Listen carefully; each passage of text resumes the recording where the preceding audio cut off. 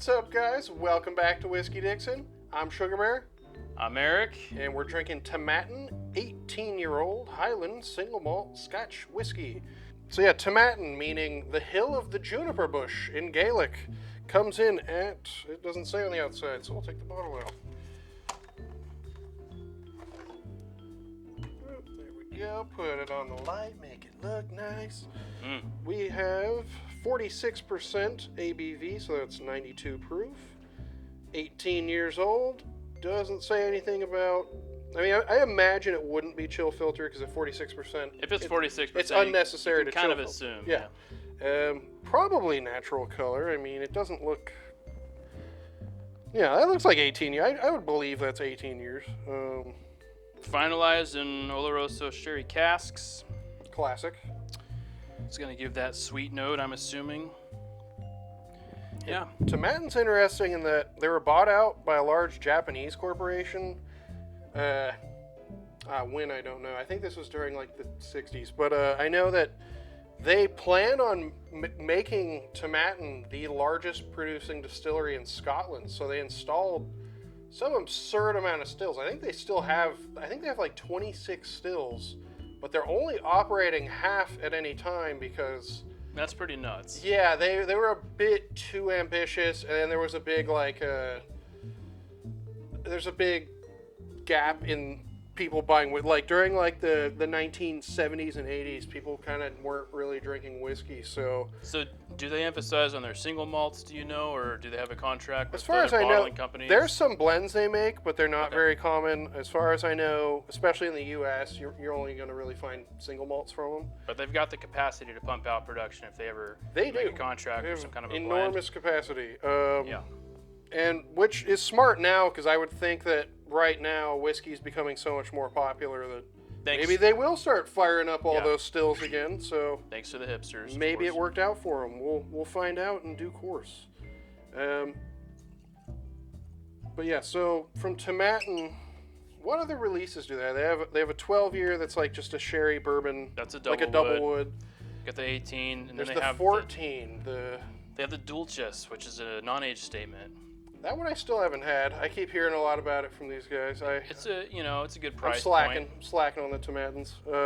For the price, for 18 years, I would say this is a great buy. Yeah, what did this come in at? This is about $80. You know, very reasonable. If you're gonna spend under $100 for an 18-year, then just buy it. That's my recommendation. Oh yeah, no, that's sweet. It's a bouquet of apple potpourri.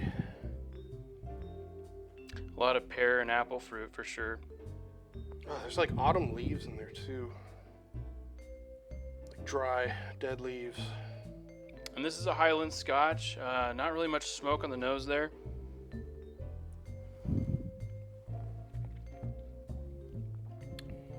Oh, juicy. Smooth as velvet. Oh, incredibly juicy. Not really like a sherry bomb. But I would say just on the cusp of being one. Like it's a good balance between bourbon and sherry. You get the sweetness from the sherry, but it's not so overpowering with the flavor of the sherry.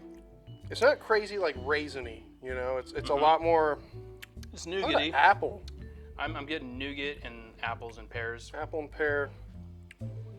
If you don't have this in your collection, pause the video, go find it. Pour it and join us and resume the video. For the price, I mean,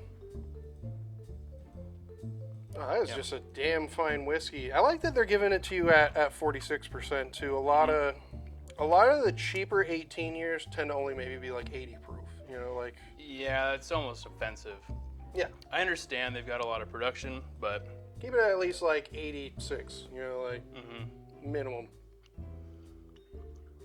Oh, that's nice. That's very, there's a lot of candy notes, just fruit candy. I'm getting candy apple, like caramel apple. Yeah.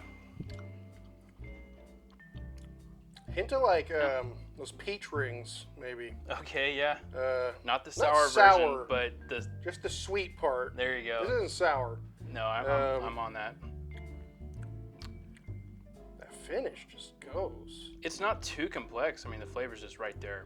Yeah, there's more complex 18 years, but this is a very immediately enjoyable whiskey. Like, this is such a just delicious whiskey. And I think you can have this summer, spring, autumn, winter. Doesn't matter the time. It's not. Yeah, this would it's work not too smoky or anything. whenever. Yeah, this is a. This is. Gotta feed my cat. I was like, what was that? Lost my train of thought. Tomatin 18. Tomatin 18. Fine whiskey indeed. So if you put it on the scale of cost meets just enjoying the product, you can spend a lot of money for an 18-year. If you're looking at Macallan or Glenlivet, it's about $100 for that. I would say this is better than that still. Yeah, Macallan 18 it's up there would with the big dogs. Like 300. So when you consider that, is it really worth it? I understand. I'd rather have the 3 intrinsic bottles value. of this for that price. Exactly. I mean, yeah, this is a good product. The finish just Man. goes.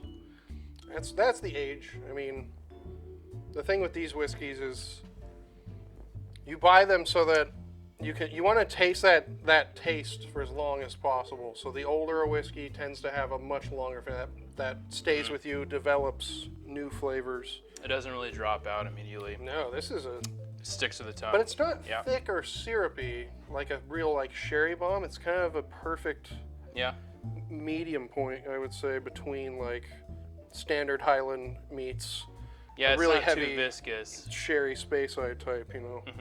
Mm-hmm. I love this. Yeah. I think Tomatin just doesn't get a lot of attention for a couple reasons. One, they're Japanese owned, so I think their market is based a little more in Asia.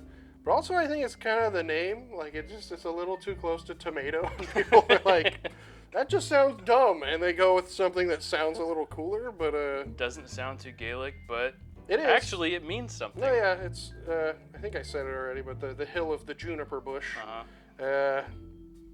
No, it's fantastic. I really feel like people sleep on this distillery. Like, these guys are producing nothing but great whiskey for the cost, and they're under the radar. I think they're going to become something in the next 5 years. oh yeah, 100%. All those distilleries that weren't getting attention are gonna start getting a lot more attention, just because whiskey in general is getting so much more attention now.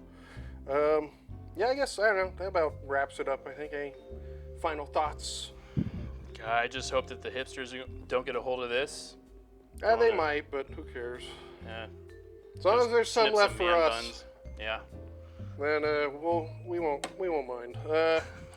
Well, if you enjoyed this, follow us on Instagram, smash that like button, give us a thumbs up, let us know if there's any other Tomatin releases out that we need to try. We'll definitely be reviewing more stuff from them in the future. They're a mainstay in a lot of our whiskey collections. And I'm Sugarbear. I'm Eric. And we are Whiskey Dixon. Until next time, cheers, sláinte. Smash the like button. Drinkin. Smash that like button.